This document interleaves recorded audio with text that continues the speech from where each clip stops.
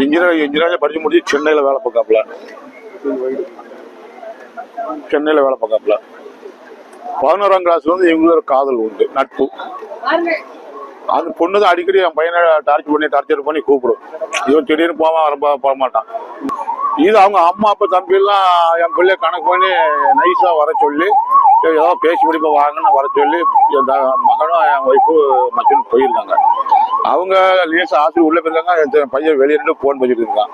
அவன் தம்பி நைஸா கூப்பிட்டு வந்து ஒரு முடுக்கு கூட்டி போய் இந்த வத்தல் பொடியை கண்ணில் எரிஞ்சு கொட்டிட்டான். இது அவங்க அம்மா அப்பா எல்லாம் உடந்த. அவன் இறந்த 20 நிமிஷத்துல அப்பா வந்து கேட்டா மணிமுத்தரில் இருந்தா அப்படின்னா 20 நிமிஷத்துல மணிமுத்தர் வந்து எப்படி வர முடியும்? ஆறுமுகமங்கலத்தை சேர்ந்த 25 வயது இளைஞன் கவின் என்கின்ற இளைஞனை நேற்று வெட்டி படுகொலை செய்யப்பட்டிருக்கின்றார்கள். சாதிய வெறியர்கள் ஆணவ படுகொலை செய்வது என்பது இன்றைக்கு தொடர்கதையாகி கொண்டே இருக்கின்றது.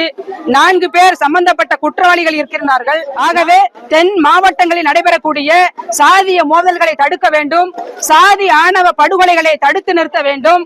இப்படி சாதி ஆணவ படுகொலைகளை தடுத்து நிறுத்துவதோடு சம்பந்தப்பட்ட குற்றவாளிகளை உடனடியாக கைது செய்து நடவடிக்கைகளுக்கு உட்படுத்த வேண்டும் என்று மார்க்சிஸ்ட் கம்யூனிஸ்ட் கட்சியின் சார்பாக கேட்டுக்கொள்கின்றோம். பிளே ஸ்டோர் மற்றும் ஆப் ஸ்டோரில் இருந்து பாலிமர் செயலியை QR கோடு மூலம் பதிவிறக்கம் செய்யுங்கள்.